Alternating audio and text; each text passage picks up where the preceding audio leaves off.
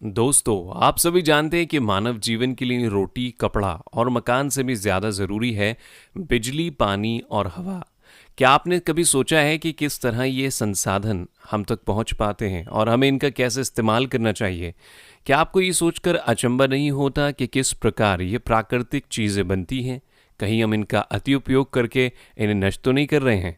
आप सभी ने पवन टरबाइन के बारे में तो सुना ही होगा, तो आइए जानते हैं कि ये टरबाइन्स किस तरह हमें बिजली का सुख देते हैं। दरअसल हर 24 घंटे में हवा से काइनेटिक एनर्जी का उत्पादन किया जाता है और ये काइनेटिक एनर्जी हर दिन इतनी बिजली का उत्पादन करती है जो कि मानव जीवन में उपयोग होने वाली बिजली से लगभग 35 गुना ज़्यादा होती है। इसकी खास बात यह है कि एक रिन्यूड यानी नवीनीकृत संसाधन है। आप कह सकते हैं कि हर दिन के लिए ताज़ी और तैयार बिजली।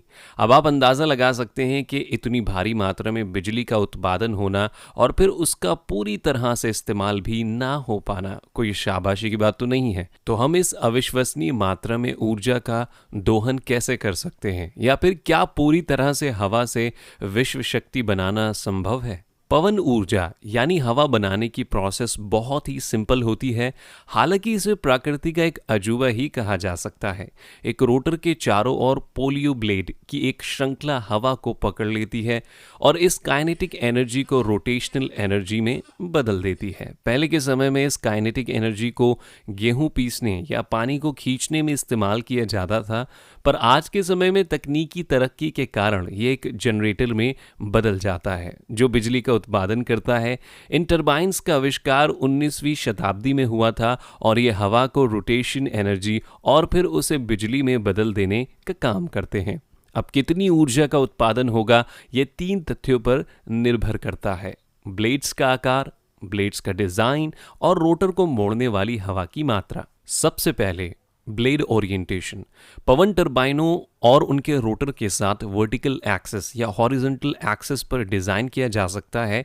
जब ब्लेड्स को हॉरिजॉन्टल एक्सिस पर डिज़ाइन किया जाता है तो उसे हवा की दिशा को ट्रैक करके और उसका सामना करने के लिए हवा की पूरी ताकत पर कब्जा करने की अनुमति मिल जाती है। इस प्रोसेस को यॉनिंग यानी जम्हाई कहा जाता है और पुरानी विंडमिल्स इसे मैनुअल निगरानी के माध्यम से हासिल करते हैं। आज विंड सेंसर्स और कंप्यूटर सिस्टम्स ब्लेड्स को विशेषज्ञों की मदद से ऑटोमेटिक एडजस्ट करने में सक्षम हैं ताकि ज्यादा से ज्यादा ऊर्जा को पकड़ सकें। दूसरा आता है बाहरी रोटर ओरिएंटेशन। इसमें ब्लेड खुद को कुछ ऐसा कर देती है कि वो ज़्यादा से ज़्यादा एफिशिएंसी के साथ काम कर सके। हालांकि पहले ये ब्लेड्स डिज़ाइन में फ्लैट होती थी, पर आज के समय में इनका आकार हवाई जहाज़ के पंखों की तरह घुमावदार होता है। हवा घुमावदार सरफेस पर तेज़ी से आती है और ब्लेड के ऊपर की तरफ कम दबाव जमता है ताकि वो ऊपर की तरफ जा सके। हालांकि लिफ्ट की मात्रा उस एंगल पर निर्भर करती है जिस पर ब्लेड के सापेक्ष हवा चल रही है। आधुनिक ब्लेड भी एक मोड़ को शामिल करते हैं, ये आशा करते हुए कि ब्लेड हवा में कितनी कटौती कर सकता है। फाइबर ग्लास यानी शीशे रेशा जैसा और राल परतों से बना ये ब्लेड 20 वर्षों से अधिक बारिश, बिजली और ब्लिस्टरिंग धूप के माध्यम से संचालित करने के लिए काफी मजबूत है। यहां तक कि एरोडायनेमिक बुलेट और एक हॉरिजॉन्टल रोटर के साथ एक पवन टरबाइन हवा पर केवल तब ही कब्जा कर सकता है जब विंडी वातावरण हो। हवा की गति आमतौर पर आपके द्वारा यात्रा किए जाने वाले वातावरण में अधिक बढ़ जाती है और आज के समय में ज्यादातर टरबाइन्स 100 मीटर से अधिक लंबे होते हैं। इस ऊंचाई और आकार की टरबाइन्स इतनी अधिक मात्रा में हवा को कैप्चर कर सकती है कि लगभग 750 अमेरिकी घरों को बिजली दे सके। ठीक इसी तरह से अगर इसी ऊंचाई और आकार के 200 तक टरबाइन्स एक साथ आ जाएं तो वो मिलकर लगभग 1.5 लाख अमेरिकी घरों में बिजली से उजाला कर सकते हैं और पूरे साल में 2 बार बहुत से यूरोपीय घर में भी। अपतटीय हवा के फार्म्स में और भी अधिकतर वाहनों की संख्या होती है। 2019 में अब तक का सबसे बड़ा पवन टरबाइन नीदरलैंड्स के तट पर बना और वहीं ऑपरेट कर रहा है। अगर रोटर का डायमीटर 220 मीटर तक है तो इनमें से केवल एक टरबाइन ही काफी होगा लगभग 16,000 यूरोपियन घरों में बिजली पैदा करने के लिए। इतनी आकर्षक शक्तियों के बाद भी पवन ऊर्जा को बहुत ही चुनौतियों का सामना करना पड़ता है।